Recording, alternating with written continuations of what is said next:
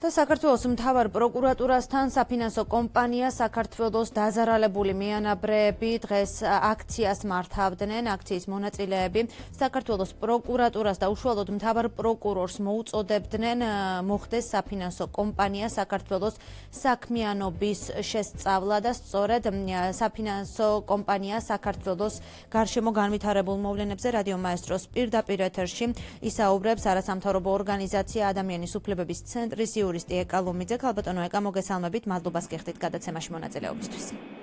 გამარჯობათ, მოგესალმებით ყველას. ქალბატონო ეკა, დღეს საფინანსო კომპანია საქართველოს დაზარალებულმა მიანაბრეებმა აქცია გამართეს პროკურატურასთან. საკმაოდ დრო არის გასული საფინანსო კომპანიის გარშემო განვითარებული მოვლენებიდან.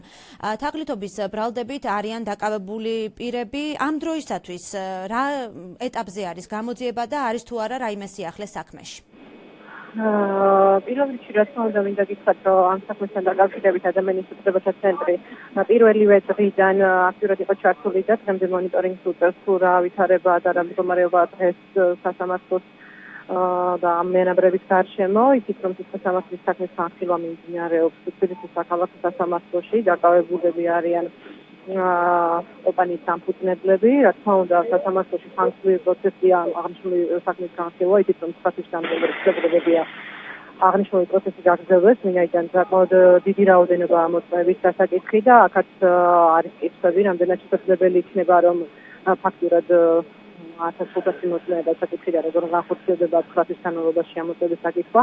დღეს აქციას რაც შეეხება 30-ზე გაიმართა მიანაბრეების მორიგი აქცია, რა თქმა უნდა მათი მოთხოვნები კვლავ 300-იანია და 300-იანი რჩება და ახალი ინფორმაცია, რაც ჩემთვის ახლა ცნობილი და პროკურატურასაც რა თქმა უნდა აღნიშნული შესახებ ინფორმაცია მივაწოდეთ, არის დოკუმენტაცია საქართველოს ეროვნული ბანკისგან გამოთხოვილი. საქართველოს ეროვნული ბანკი ამბობს, რომ 2012 წლიდან 2016 წლის ჩათვლით მათ მიმართეს საგამოძიებო სამსახურს, საქართველოს პროკურატურასაც მიმართეს, რათა შეესწავლოს საფინანსო ორგანიზაცია საქართველოში მიმდინარე პროცესები, ანუ რეალურად რაღაცა დარღვევები არსებობდა, რომლის შესახებაც ინფორმაცია ეროვნულმა ბანკმა მიაწოდა პროკურატურას, თუმცა მიუხედავად ამისა, როგორც ხედავთ, 2016 წლამდე არანაირი რეაგირება არ მომხდარა და მივიღეთ ის, რომ დღეს ყავს 2600 ადამიანი თითქმის დაზარალებული სისხლის სამართლის პროცესის სასამართლოში და განადგურებული ადამიანები, რომელთაც უკანასკნელი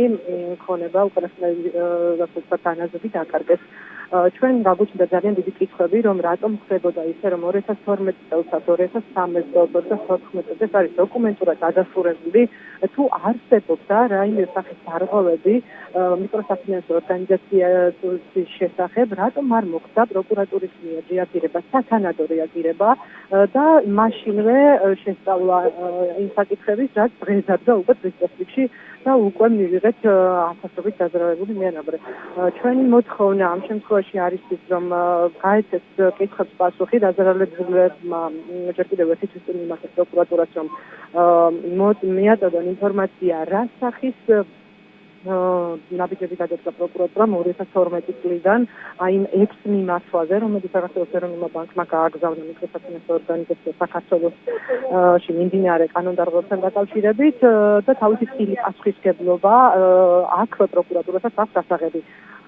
სწორედ ეს იყო ძირითადი მოთხოვნა ჩვენი და რაც შეეხება კიდევ მოთხოვნებს, რომ დროულად იქნეს განხილული სასამართლო პროცესი და დროულად მოხდეს ადამიანების საკმაყოფილება, რა თქმა უნდა ეს ამ ადამიანებისთვის სასწრაფოდ მნიშვნელოვანია. იცით ალბათ, რომ რამოდენიმე ადამიანი გარდაცვლილია უკვე მთელი ამ ხნის განმავლობაში, რაც ეს პროცესი მიმდინარეობს. და ადამიანის უფლებათა ცენტრი როგორც ორგანიზაცია პირველივე დღიდან, როდესაც ჩვენთვის ცნობილი გახდა, რომ მასობრივად დაზარალებული მიანაბრეები ჩიოდნენ თავიანთი დარღვევების შესახებ, იმ თავისებ, ანუ პირველივე მესიჯი, ასე ვთქვათ, ჩვენი იყო პროკურატურისთვის, რომ დაინტერესებული იყვნენ ჩაეხედათ საქმეში და აღებდათ ის სამართლის საქმე, რაც გაკეთდა კიდევაც, თუმცა უკვე გავიდა თვეები და ჩვენ ვხედავთ გაჭიანურებული, სასამართლო პროცესი შეიძლება ითქვას მიმდინარეობს საკმაოდ ხანგრძლივი იქნება ეს პროცესი, 1500 საკითხი ნამდვილად გართულდება და პროკურატურამ ამ შემთხვევაში აუცილებელია რომ პროფესიონალურად ყველა ზომას და ყველა ხერხს მიმართოს იმისთვის რომ ეს ადამიანები დროულად დაკმაყოფილდნენ და მოხდეს მათი უფლებების დროული აღდგენა. დღევანდელი აქციაც ასე ვთქვათ ერთ-ერთი გაფრთხილება იყო და ყვითელი ბარათები ქონდა აქციის მონაწილეებს როგორც იცით თქვენ და გააფრთხილეთ ხელისუფლებას და პროკურატურას რომ დროულად მოხდეს ამ ადამიანების გარკვეული უფლებების აღდგენა. ქალბატონო ეკა იმის გათვალისწინებით რაც თქვენ აღნიშნეთ რომ არის ეჭვი რომ განგებჭიანურდება ვთქვათ პროცესი ასევე ის რომ ეროვნულ ბანკს აქვს რამოდენიმეჯერ მიმართული პროკურატურაზე რომ ამ ფინანსური კომპანიით დაინტერესებული იყვნენ ეს ხომ არ აჩენს იმის ეჭვს რომ პროკურატურა გარკვეულწილად არიდებს ამ საქმეზე მუშაობას თავს და სწორედ აღნიშნეთ თქვენ და თუნდაც მიხდით იმას რაც ძევს ამ ყველაფრის უკან რაც შეიძლება ვიგულისხმოთ პირდაპირ სულია რა თქმა უნდა ამის თქმა მაგრამ ამაზე ხელში გვიჭირავს დოკუმენტი სადაც წერია რომ 2012 წლიდან როცა ჯერ კიდევ აქტიურად მიმდინარეობდა კომპანიის რეკლამირება ხალხს აქტიურად მოუწოდებდნენ რომ შეეტანათ სახელი კომპანიასთან მიიღებდნენ დიდ მოგებას სწორედ ამ დროს უკვე გაჩნდა საქართველოს ეროვნული ბანკს გაუჩნდა ეჭვი რომ რაღაც კანონდარღვევები ქონდა აქტივი და მიმართული აქვს უკვე პროკურატურისთვის 2012 წლიდან 2016 წლამდე 6 ჯერ მიმართვა ეს არ არის ცოტა დამერწმუნეთ და ეს ამის შესახებ ინფორმაცია ნამდვილად არ ქონდათ მიანაბრებს და მინდა გითხრათ რომ ეს დოკუმენტაცია არის საიდუმლოდ მიმოწერა რომელზეც დღესაც არ მიიწვდება ხელი მიანაბრებს და ამ შემთხვევაში რა თქმა უნდა პროკურატურა ეჭვი რომ პროკურატურა ინტერესებული თუ არა როგორც მცირე ყურადღებოდ მოექცა ამ საკითხს არ გამოიწია არ გამოკითხა არ დაადგინა და არ შეისწავლა ის გარემოებები რომლის შესწავლის შემდგომ ნამდვილად არ დადგებოდა ეს შედეგი რაც დადგა ეს ეჭვი ნამდვილად რჩება და არის ამიტომ შესაძლებლობა პროკურატურასაც ნამდვილად გასცეს ქალბატონო ეკა საფინანსო კომპანიის საქმეზე თაღლითობის ბრალდებით დაკავებულები არიან მერაბ ფერაძე და თამაზ ლობჟანიძე ასევე ერთი ბრალდებული თამარ მეტრეველი სასამართლო გირაოთი გაათავისუფლა საქმის გაჭიანურების შემთხვევაში და ხომ არ ფიქრობთ რომ შესაძლოა იმ ორმა პირმაც გირაოს სახით დატოვოს თქვათ საპატიმრო არის ამის საშიშროება დღეს ჩვენ გვაქვს სასამართლო კოდექსი რომელიც ამობს როდესაც 9 თვის განმავლობაში სასამართლოში ვერ მოხერხდება ამ ადამიანს დაუმტკიცოს ბრალი, ისინი უნდა გათავისუფლდნენ. ეს არის პირდაპირ ჩანაწერი სასამართლო კოდექსით. ეს რა თქმა უნდა, მე ამას არ ვუშვებ, ასეთი ტიპის არ ვფიქრობ, რომ ეს მოხდეს, რომ ჩვენ მივიღებთ მართლა ალბათ სახელმწიფოში და ეს 2600 ადამიანი პირობითად არ ვიცი, ვისი შეიძლება დასრულდეს, თუ ეს ადამიანები გარეთ აღმოჩნდებიან დაუშვერილი და სასამართლო პროკურატურა ვერ გააცნობს თავს მათზე დაკისრებულ ვალდებულებას.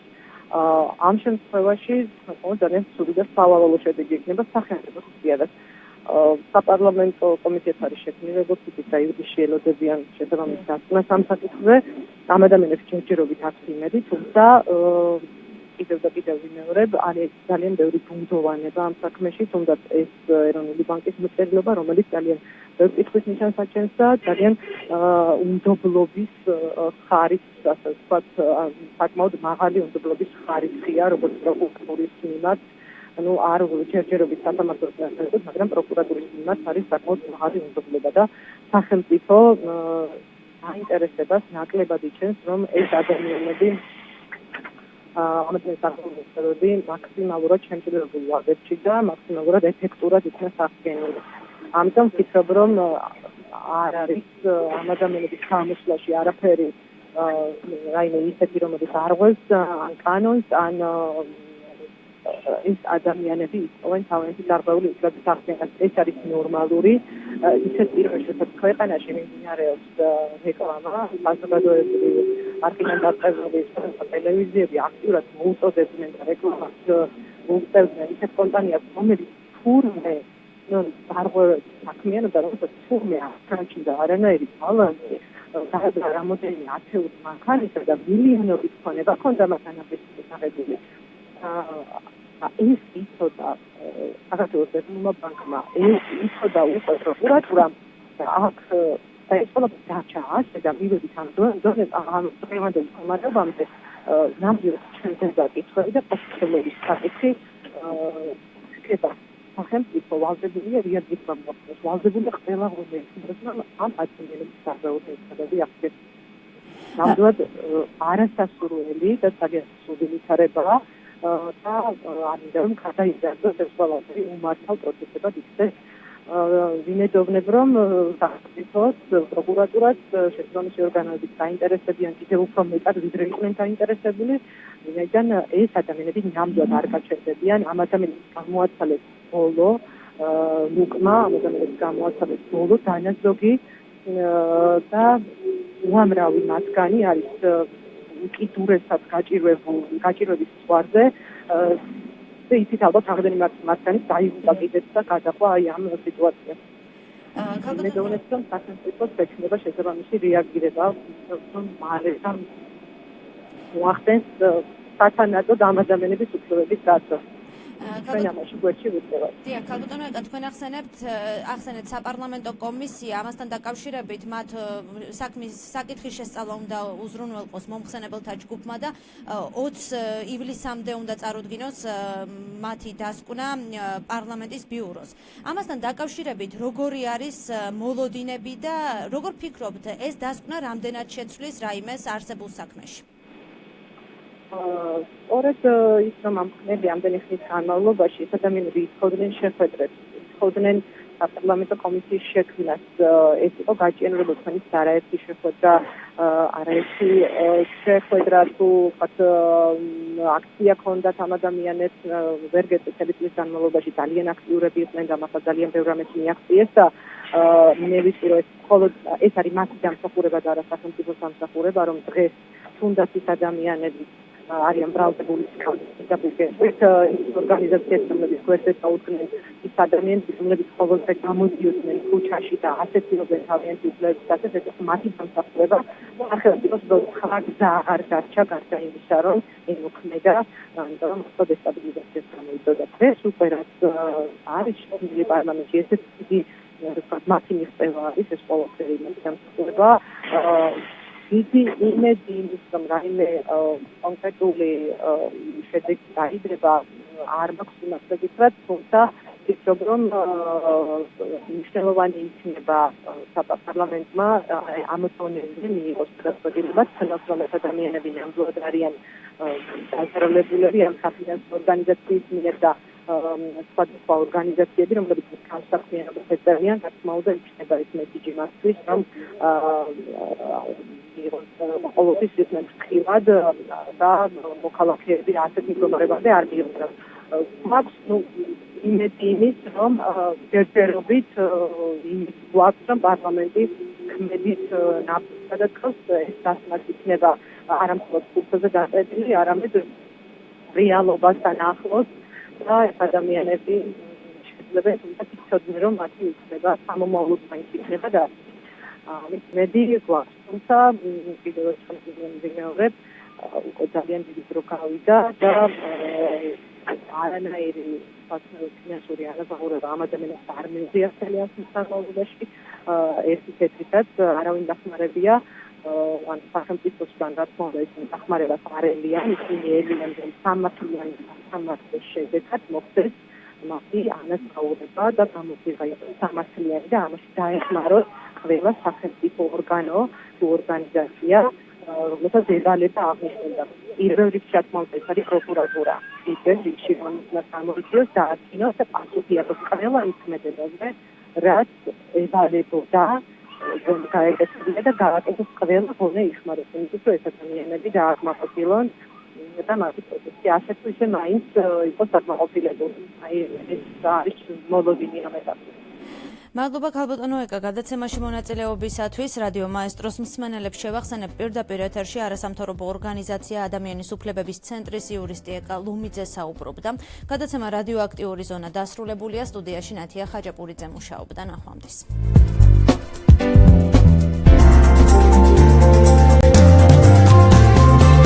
რადიო მაესტროს ეთერში იყო რადიოაქტიური ზონა. რუბრიკის სპონსორია ვიტამინი ცენტრუმი. გამოყენებისას გაეცანით ინსტრუქციას გვერდითი მოვლენების შესახებ დეტალური ინფორმაციის მისაღებად მიმართეთ ექიმს. რუბრიკის სპონსორია კომპანია Qoud.